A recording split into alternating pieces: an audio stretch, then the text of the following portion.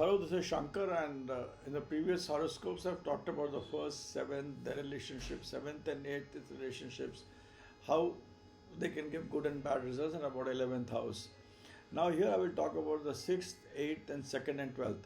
आप ये समझ लीजिए छठा आठवां घर और दूसरा 12वां घर ये दोनों आपस में रिलेटेड होते हैं. इन दोनों में रिश्तेदारी है. वो हमने पराशर में पढ़ा शुभ कतरी योग और पाप कतरी योग. सो इसी का आपको we have to use it very carefully कि उसको यूज़ करना बहुत ज़रूरी है.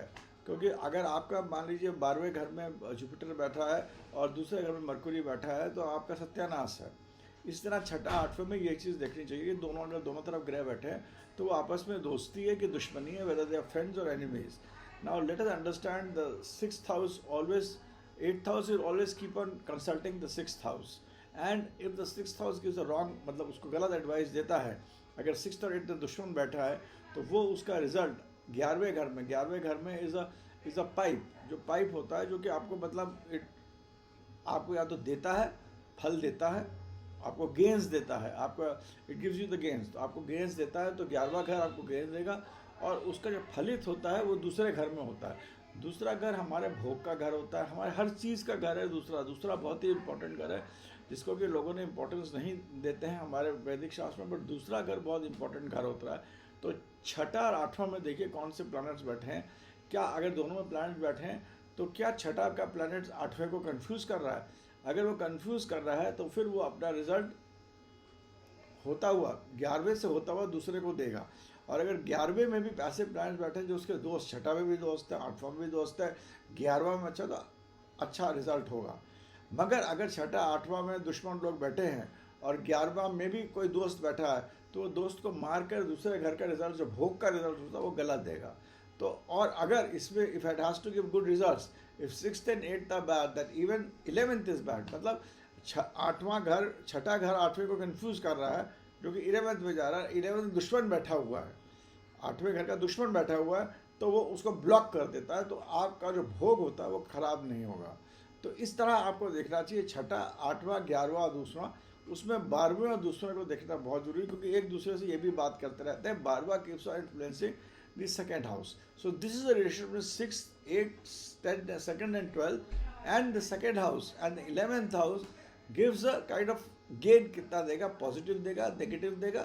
मगर अगर छठे आठवें में बहुत खराब प्लैनेट्स बैठे हैं और उनका दुश्मन पॉजिटिव या नेगेटिव प्लैनेट 11वें घर में बैठा हुआ है तो वो उसको ब्लॉक कर देगा. मान लीजिए आपके छठे और आठवें में जुपिटर और मरकुरी बैठे हुए हैं, वो एक दूसरे के दुश्मन हैं. It will give Mercury Jupiter will go to eighth house प्रारब्ध का होता है, फॉर्चून का होता है. मतलब आपको पिछला फॉर्चून जो आप पहले से लेके आ रहे हैं, अपने पिछले जन्मों से जो आप अपने साथ लेके आ रहे हैं, वो आठवां घर बताता है. कितना होता है वो आज तक मैं कैलकुलेट नहीं कर पाया, बट वो बताता है.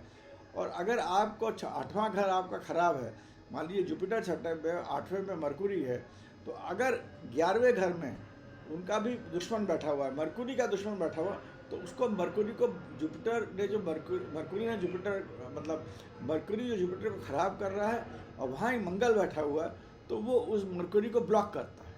वो उसको ब्लॉक करेगा तो जो भोग का घर होता है दूसरा घर, वो आपका अच्छा हो जाएगा. दूसरा घर बहुत ही इंपॉर्टेंट घर है, ये माँ है. इसका दूसरा घर काल पुरुष में माँ का घर होता है, चंद्रमा का घर होता है. माँ कभी खराब नहीं करती, तो पूरा भोग है वो दूसरे घर में होता है.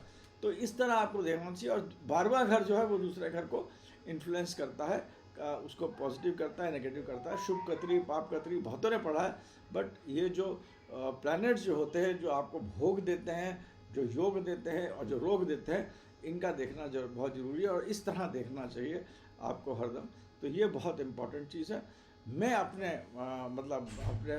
आई do not believe much in dashas, because दशा वैदिक में पता नहीं कितनी दशाएँ, हर तरह की दशाएँ. वर्गोत्तम प्लैनेट्स होंगे तो ये दशा होगा, तो लग्न होगा तो ये दशा होगी, इतना डिग्री का प्लैनेट होगा तो ये दशा होगी. 34-35 तरह की दशा. हम भी ज्योति लेते हैं, लग गया तो काल ठीक है, नहीं लगा तो वैसे बोल दिया. बट मेरे एक्सपीरियंस के हिसाब से दशा is not the only thing. You have to see planets in a different role, and then I give a lot of importance to transit of the present transit, the future transit. Also I take into consideration 9 महीने पहले जब पेट में जब बच्चा था उस time हुआ तो तकरीबन कौन से प्लैनेट रेट्रोगेट थे, कौन से प्लैनेट डायरेक्ट हो रहे हैं, कब डायरेक्ट हो रहे हैं, तब जाके आपको मतलब बहुत ही अध्ययन के बाद you can do good predictions. So with this I and this horoscope. आप हमारे को लिख सकते हैं connectingminds@gmail.com. shankarstudy.com is my site. और आप हमारी किताबें जो सागर पब्लिकेशन और प्रभात पब्लिकेशन के थ्रू हैं उसमें भी जा सकते हैं. मेरी मैं और it is my love for astrology that I do this. It's research for me. और मैं आपके साथ अपने ये चीज़ें शेयर करता हूँ कि मतलब आप लोग भी उसका फ़ायदा उठा सकें. थैंक्स. Bye for now. प्रणाम.